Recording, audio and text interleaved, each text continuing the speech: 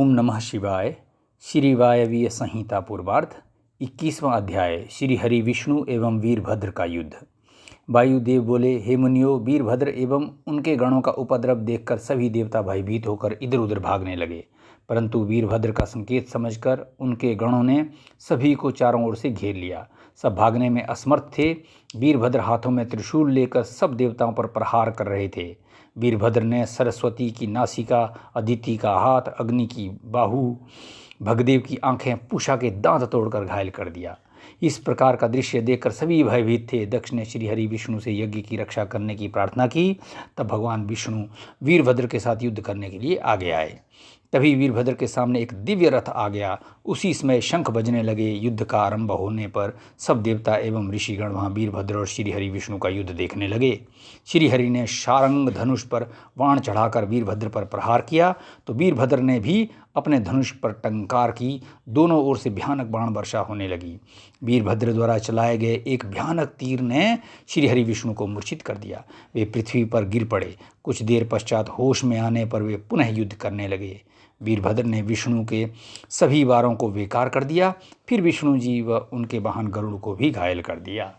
तब क्रोधित होकर विष्णु जी ने सुदर्शन चक्र उठा लिया और उसे वीरभद्र पर चलाया, परंतु शिव जी की कृपा से वह चल ही नहीं पाया।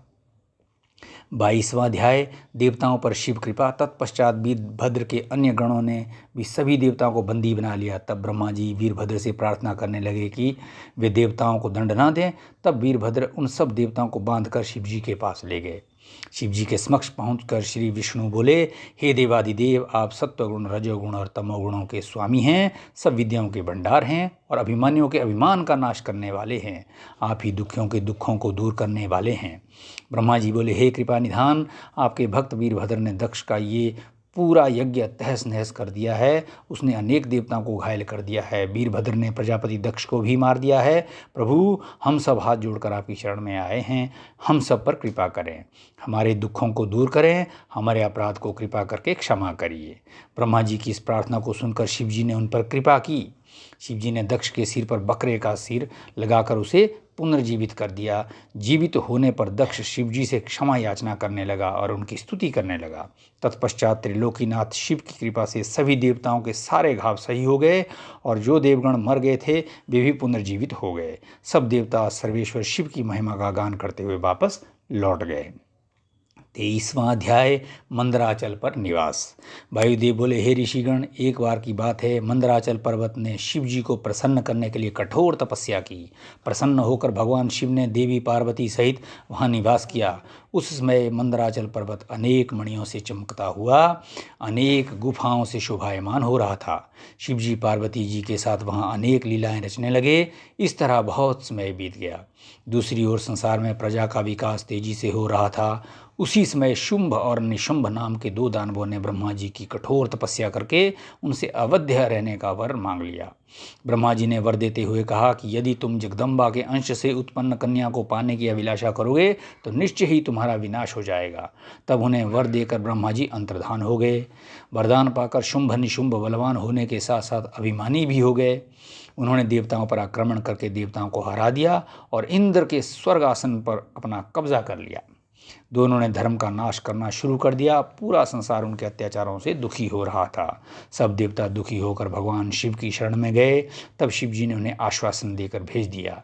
इस कार्य को करने के लिए देवी पार्वती को क्रुद्ध करना आवश्यक था, इसलिए शिव जी ने स्त्रियों की बुराई करनी शुरू कर दी। तब क्रोधित होकर देवी बोली, हे स्वामी, आपको मेरा सांवला रंग नहीं सुहाता है, इसलिए आप ऐसी बातें कर रहे हैं। अब मैं जा रही हूँ और ब्रह्मा जी की तपस्या करूँगी। यह कहकर क्रोधित देवी पार्वती वहाँ से चली गई। 24वां अध्याय कालिका उत्पत्ति। वायुदेव बोले, इस प्रकार क्रोधित होकर देवी वहाँ से चली गई। फिर वे अपने माता पिता से मिलने के लिए हिमालय पहुँची और फिर उनका आशीर्वाद लेकर तपस्या करने के लिए चली गईं। परम दिव्य और मनोरम स्थान देखकर वे तपस्या में बैठ गई। वे प्रतिदिन स्नान करके धूप दीप आदि से पूजन करती और मन में ब्रह्मा जी का स्मरण करते हुए उनकी आराधना करनी आरंभ कर दी। एक दिन भगवती तपस्या में लीन थी। उसी समय एक उग्र सिंह वहाँ आ गया, परंतु देवी के तेज के प्रभाव से वह आगे न बढ़ सका। वह दिन रात मूर्ति बनकर वहीं देवी के सामने खड़ा रहा। उसे देखकर देवी ने सोचा कि यज्ञ सिंह हिंसक जानवरों से मेरी रक्षा करने के लिए यहाँ खड़ा है। देवी की कृपा दृष्टि से वह सिंह पापों से मुक्त हो गया और देवी की सेवा में लग गया। दूसरी ओर सभी देवता दैत्यों द्वारा किए जा रहे उपद्रवों से बहुत दुखी थे। बहुत दुखी होकर वे सभी ब्रह्मा जी की शरण में गए और उन्हें अपना दुखड़ा सुनाया। देवताओं को सहायता का आश्वासन देकर ब्रह्मा जी देवी के समक्ष पहुँचे। देवी कठोर तपस्या में लीन थी। ब्रह्मा जी को इस प्रकार सामने पाकर देवी ने प्रणाम किया। तब ब्रह्मा जी बोले, हे भगवती, आप तो सबका कल्याण करने वाली तथा सभी तपस्याओं का फल देने वाली हैं, फिर आप इस तरह कठोर तपस्या क्यों कर रही हैं?